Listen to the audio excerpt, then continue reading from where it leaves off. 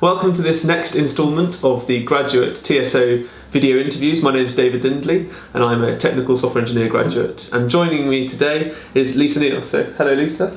Hello David. Thanks for joining me. So briefly, can you describe your job role at BT and what does a normal day look like for you? Certainly. So my responsibility is for the voice service operations. What that entails is essentially from PSTN, which is the landlines in consumer homes, all the way through to the latest IP technology that's deployed in large businesses. My team are responsible for delivering service, but also for monitoring that service 24/7. A typical day, there isn't really a typical day in the life of operations. It all depends, my start time all depends on whether we've had an incident. If we've had an incident that makes it onto the 7:30 review call, then my day starts at about 6:30, 6:45 in the morning.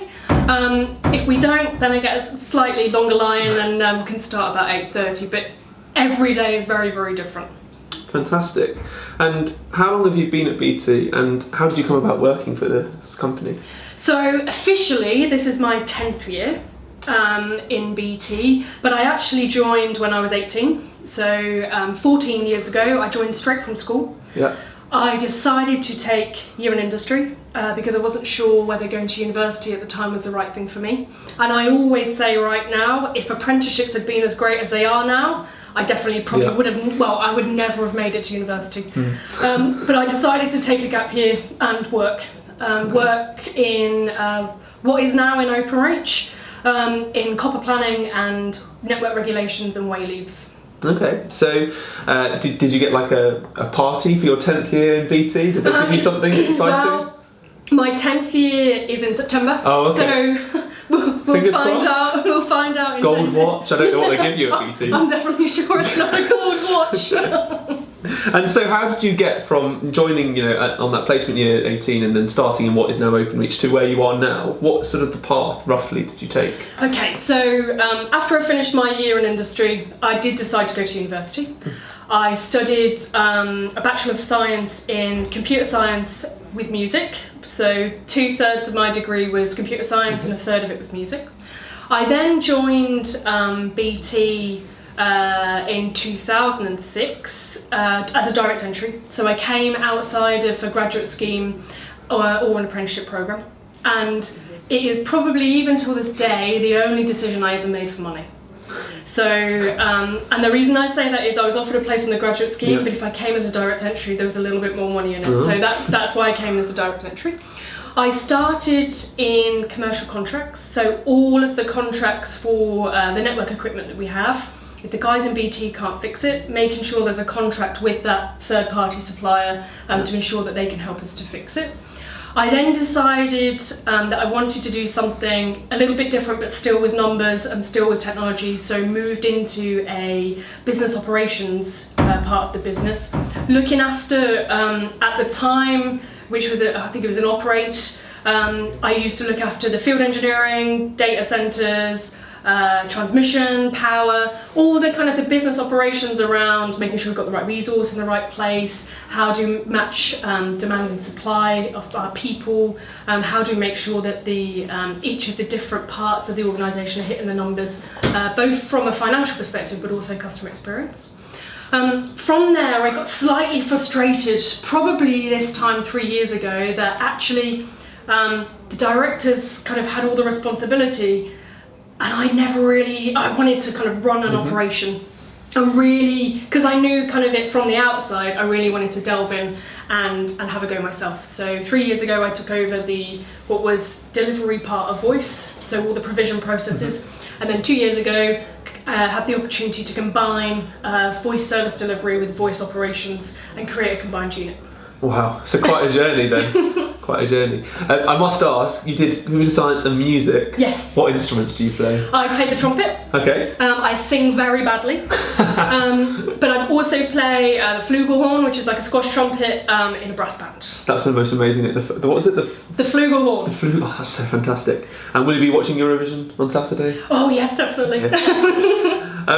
So what do you think the biggest challenge facing BT as a whole is now? I mean, we've had all this, organisational restructure. We've got EE joined us. What challenges do you think, and what is the biggest challenge do you think facing us? I still think it's the age-old thing of customer experience. Okay. How do we move from delivering a customer service to a customer experience? So customers every day are demanding more and more of us, and that's in whatever role that you do. And I think what I would urge people to find and work out and really kind of investigate is, what part do you play in a customer journey, and what part do you play in kind of how you deliver that customer experience. And do you think with the new values that have been set out, do you think that they've shifted, or do you think it's just a rebrand of them? We've taken customer first out of it, but we've put brilliance and things like that in there as well. Do you think it's just a shift, or? This time, no, I don't think it is. Okay. So I think the last values relaunch, if I'm perfectly honest, actually I can't even remember what they are, so that kind of is very telling. But I think with this one, the personal, simple and brilliant, everyone can relate to. Okay. And it's our responsibility of how we ensure that we can understand the part that we play on that. Fantastic. And so in your 10 years-ish of being in BT, what's been the highlight of your career so far? I think for me, the biggest highlight on a personal level was winning an award, an industry recognised award last October, which was the Women of the Future Award in the business category, because for me that cemented what I thought I knew about myself in terms of what I'd achieved, but also I would say in work what I'm most proud of is how I've helped to lead a team from what was a very command and control environment to a space which is more kind of challenge and support, and that whole kind of dynamic of the team has changed. And part of why I won the award was linked to that as well. Did you get a gold watch with the award? No, I didn't get a gold watch, but I certainly got a big silver trophy. And is it which is at home on my mantelpiece. And actually when I won it, I had to run downstairs in the morning and check that it had my name on it and that we hadn't stolen it from somebody else in the excitement of the party after winning it. Did you drink out of it? No, unfortunately it's not like a cup. So, going from positives to potentially not so positive things, can you tell me a time where you've had a fail moment in BT, and then how did you recover from that? Yeah, so I think one I would recall is in the role that I'm currently in right now, and 2 years ago we hit a bit of I was going to say a bump, but it was probably more of a crisis. We had 3 massive service issues that occurred in about a 5 days kind of period of time. And being new into kind of taking the operation over, it was kind of people looking on the outside going, oh, it's because you put somebody new in there, and that's, I kind of felt personally responsible for that. And what we did, myself and my managers that were reporting to me at the time, we all got in a room, created this amazing recovery plan of how we were going to fix everything, brought all the first line managers and a few of the team members in, told them about the plan, told them what they needed to do, get on and do it. 3 weeks later, someone had the balls to tell me that they didn't actually understand what we'd asked them to do, and actually what we had asked them to do wasn't really going to fix the issue. So that for me was a very frustrating moment. There were many expletive words that came out of my mouth, and also had to go and take several walks around the block to think about kind of what I'd heard. But actually, fair play to that person for stepping up and saying, "Do you know what? We never understood what you asked." And I think from that day onwards, what I really learnt from that is that you have to bring the people in who you want to help enable you to make the change. You need to bring them in right at the start. You need to give them a voice. You need to be prepared to listen. And you need to be prepared then to support them to take their initiatives forwards and not just impart your actions on people. And I think for me that is the big shift in kind of leadership style that BT is still going through right now. So it is from that you will do this because it's my idea and I want you to do it, versus actually here's the problem, here's the outcome I need, how do you think we're going to solve that? And how long, change in an organisation like this takes years sometimes. Yes. And we're in the middle way through. When I joined, it was talked about this leadership change. Yeah. How far do you think, percentage-wise, do you think we're going to get there in the next couple of years? I think it's probably another couple of years for it really to filter down into the whole of the organisation. I think parts of TSO are doing it exceptionally well. And I think there's other parts that are still learning and working out how they can bring themselves around it. I think linking to the values, I think the values will really help galvanise and bring kind of that leadership style to the fore, and actually people buying into the personal, simple and brilliant, and telling their stories of how they've enabled the values or how they've lived the values. Yes, I agree. So outside of BT, we talked about your music. Is there anything else you get up to in your spare time? Yep. So I love to travel. So I always make sure I have time off booked in the diary to make sure that I've recharged my batteries. Actually, just in February, I went to Cuba. Last year, my big trip was to Australia. The year before that, I went to Nicaragua. And so local places, you know. Very, very staying local. Yes, so I really love to travel. I also love yoga. So for me, it's really important that I give myself the time to switch off and the time for my brain to kind of be calm. As you've probably already gathered, I'm quite an overexcited, energetic type of person. So it's really important to make sure that I kind of give my brain a rest and find that peace as well. So I do a lot of yoga in my spare time, and I absolutely love reading as well. Whether that's a crime novel, whether it's a leadership book to give me kind of new ideas, but I really love to read. Fantastic. And how, you know, we spoke earlier about the 7 a.m. wake-up calls, or 6 sometimes wake-up calls. How do you balance your personal life and work life when you've got things like that going on? You might have to get up in the middle of the night, or probably weekends on call, I'm assuming, things like that. How do you balance that? So I think it's making sure that you create that time. So when you are on holiday, for example, or when I'm on holiday, you cannot get hold of me. Unless you really, really need to.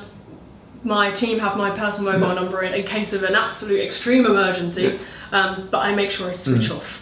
I also have a time in the evening where I put my phone in my bag for a couple of hours, even if that's just to watch Coronation Street. I do have a very guilty pleasure. I must not be disturbed when watching Coronation Street.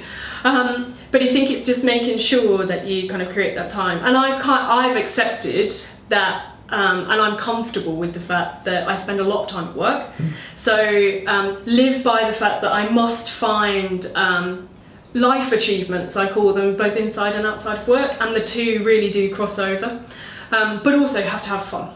Yeah. So coming to work is not about like dreading to get to your desk. It's about almost like running into the building and go, right, I'm ready for the day. I'm excited. How are we going to have fun today?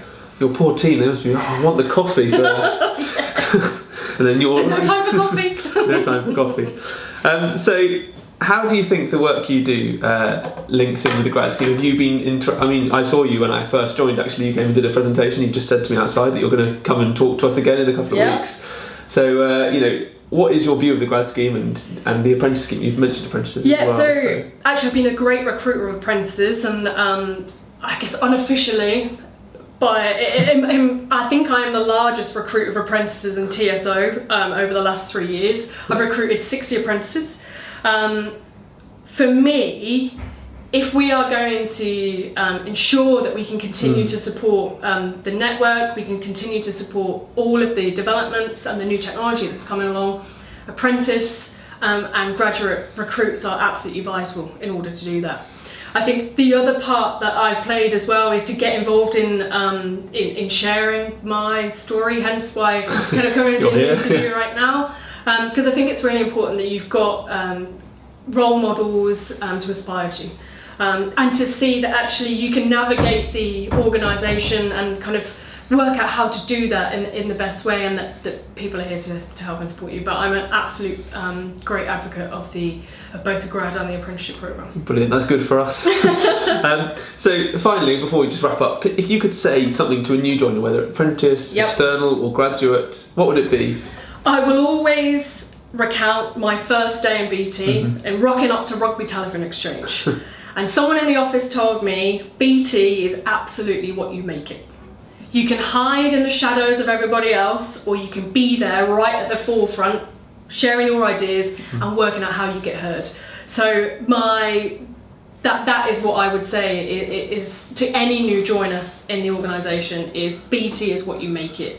Make of it what you will. Wow, that's rather poetic. But on that note, it's time to say thank you very much, Lisa, for joining us, and hopefully this has been useful to you graduates and apprentices. I hope that you find these videos useful. Give us feedback as always, and until next time, stay classy, TSO grads.